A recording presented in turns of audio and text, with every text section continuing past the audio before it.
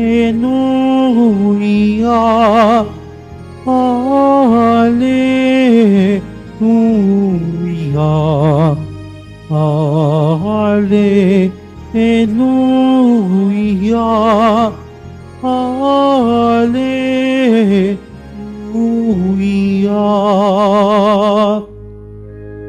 Si Kristo ay naging dukha upang tayo'y managanap sa bigay niyang pagpapala.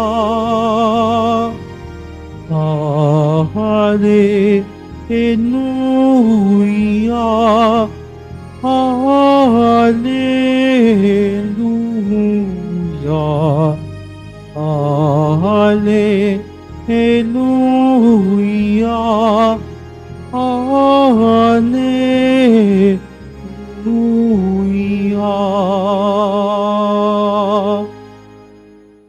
Sumainyo ang Panginoon, At sumaiyo rin. ang mabuting balita ng Panginoon, ayon kay San Mateo.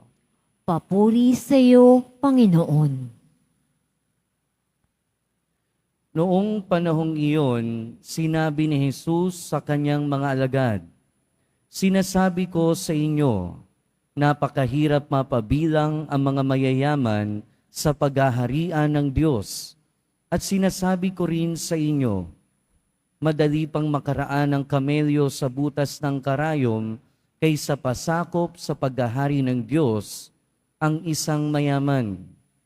Nagtaka ang mga alagad nang marinig ito, kaya't naitanong nila, "Kung gayon, sino po ang maliligtas?" Tinitigan sila ni Jesus at sinabi, "Hindi ito magagawa ng tao, ngunit magagawa ng Diyos ang lahat ng bagay."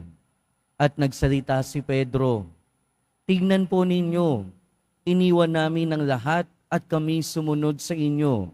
Ano po ang para sa amin?" Sinabi sa kanila ni Jesus, "Tandaan ninyo ito, pag nakaluklok na ang anak ng tao sa kanyang maringal na trono sa bagong daigdig, kayong sumunod sa akin ay luluklok din sa 12 trono upang hukuman ang 12 lipi ng Israel. At ang sino mang magtiis na iwan ang tahanan, mga kapatid, na lalaki at babae, ama, ina, mga anak o mga lupain alang-alang sa akin ay tatanggap ng makasandaang ibayo at pagkakalooban ng buhay na walang hanggan. Ngunit maraming una ang magiging huli at maraming huli na magiging una." Ang mabuting balita ng Panginoon. Pinupuri ka namin, Panginoong Hesukristo. Magsiupo muna po tayong lahat. Welcome po sa Minor Basilica and National Shrine of Jesus Nazareno at magandang umaga sa inyong lahat. Yung iba sa inyo talagang hindi maganda yung umaga. Hindi matanggal yung pagkasimangot. Anyway, ngayong araw mga kapatid, pinagdiriwang natin o ginugunita natin si San Bernardo ng Clairvaux. At siya ay yung magandang halimbawa sa sinabi ng ating Panginoon na sino mang magtiis na iwan ng tahanan, kapatid na lalaki, babae, mga lupain, mga anak, alang-alang sa akin ay tatanggap ng makasandang ibayo at pagkakalooban ng buhay na walang hanggan. Si San Bernardo, mga kapatid, ay galing sa maimpluwensya at mayamang pamilya. Pero iniwan niya ang kanyang tahanan para maging monghe sa edad na 22. At the age of 22, umalis siya sa kanila para sundan ng Panginoon sa pamamagitan ng pagiging monghe. Oo, iniwan niya ang kanyang tahanan. Iniwan niya ang kanyang nanay, tatay, malamang mga kapatid at lahat ng meron siya. Pero ano yung naging kapalit nito? Sa pag-iwan niya ng kanyang tahanan, napalitan ng mas maraming tahanan sa pamamagitan ng mga monasteryo na itinatag niya. At napakaraming monasteryo sa Pranses ang kanyang naipagawa. Iniwan niya yung tahanan niya, pero napalitan ng mas maraming tahanan. In the same way, iniwan niya ang kanyang pamilya, ama't ina, mga kapatid, pero napalitan ng mas maraming ama, ina, kapatid at mga anak sa pamamagitan ng mga monghe na nakasama niya. At malamang, ang naging kapalit ng lahat ding yon ay ang buhay na walang hanggan. Mga kapatid, may mga bagay na mahirap iwan pero kailangan. Kahapon na dinig natin yung kwento ng mayamang binata na umalis ng nalulungkot dahil napakayaman. At bakit siya umalis ng nalulungkot? Dahil sinasabi ng Panginoon, hinihingi sa kanya na iwan niya ang kayamanan niya at sumunod sa ating Panginoong Hesukristo. At yung Ebanghelyo ngayon, yung kadugtong nung kahapon. Ano yung sinasabi ng ating Panginoon? Napakahirap para sa mayaman ang pagharian ng Diyos. Mas madali pa sa kamelyo na pumasok sa butas ng karayom. Unang-una, i-contextualize muna natin. Pag yung sinasabi ng ating Panginoon na mas madali pang pumasok yung kamelyo sa butas ng karayom, noong panahon na yun kasi sa Jerusalem, of course, meron niyang wall, may bakod yan. Meron diyang pinto na ang tawag butas ng karayom.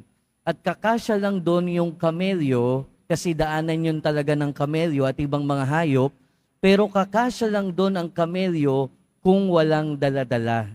Pero usually, yung mga kamelyo, meron niyang mga bag na daladala, meron niyang mga carrier. So ang ginagawa ng mga may-ari sa kanila, tinatanggal muna yung daladala ng kamelyo bago makapasok yung kamelyo sa butas ng karayom, doon sa gate na tinatawag na butas ng karayom. And then, papapasukin yung kamelyo, saka bibit-bitin ng may-ari yung mga bagahe. Parang ganun kasi yung kayamanan sa buhay natin. Minsan, nakakahadlang ito para mas makasunod tayo sa ating Panginoong Hesukristo. Pero hindi masama ang pagiging mayaman. Never naging masama ang pagiging mayaman.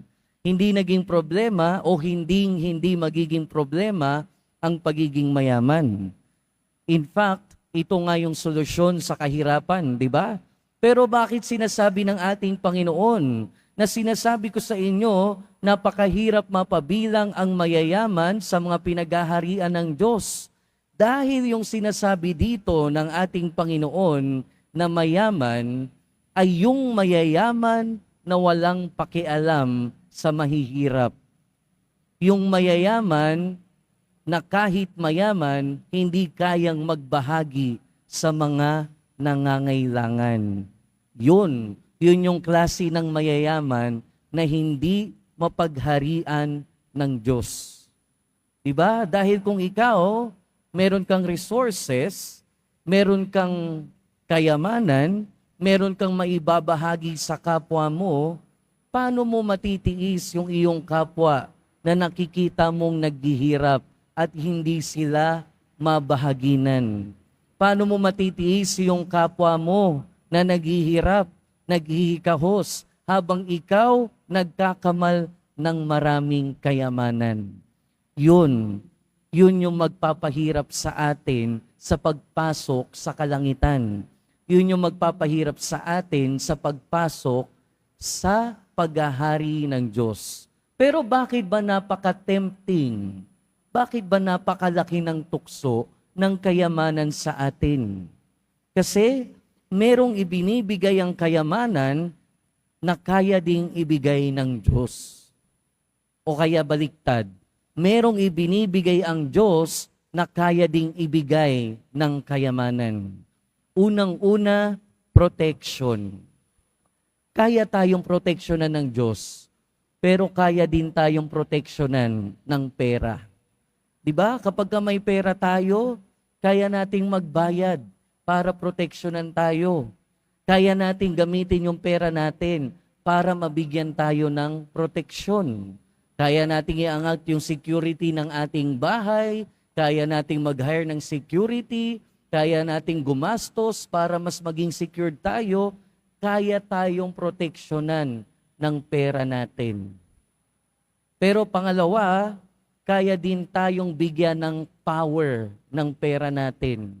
Kaya tayong bigyan ng kapangyarihan. At ang kapangyarihan sa mga tao, sa mga bagay-bagay, ay kaya ding ibigay ng Diyos.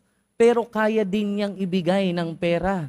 'Di ba? Kapag merong pera, pag maraming pera at kayamanan, kaya-kaya nating magkaroon ng kapangyarihan. Hindi ko na kailangan mag-mention kung sino yung gumagawa niyan. Pero malamang alam na natin, nasa isip na natin. Dahil yung pera, kaya tayong bigyan ng kapangyarihan. And lastly, prestige. Prestige, impluensya. 'Di ba ang Diyos, kayang-kaya tayong bigyan ng impluensya, pero ang pera, kayang-kaya din nating gamitin para magkaroon ng impluensya. 'Di ba? Karamihan sa atin, kung meron tayong maraming pera, mas marami tayong kaibigan. Mas marami tayong kamag-anak. Yan ang nakakalungkot na katotohanan. Pero marami din sa atin, ginagamit ang pera para mas magkaroon ng mas malawak na impluensya. Pera, binibigay ay prestige, power, and protection. At yung tatlong yon nanggagaling din sa Diyos. Pero ano yung hindi kayang ibigay ng pera na kayang ibigay ng Diyos? Kaligtasan, buhay na walang hanggan. Yun ang hindi maibibigay sa atin ng pera. Yun ang hindi maibibigay sa atin ng kayamanan. Pero yun ang tanging bagay na tanging ang Diyos ang makabibigay sa atin.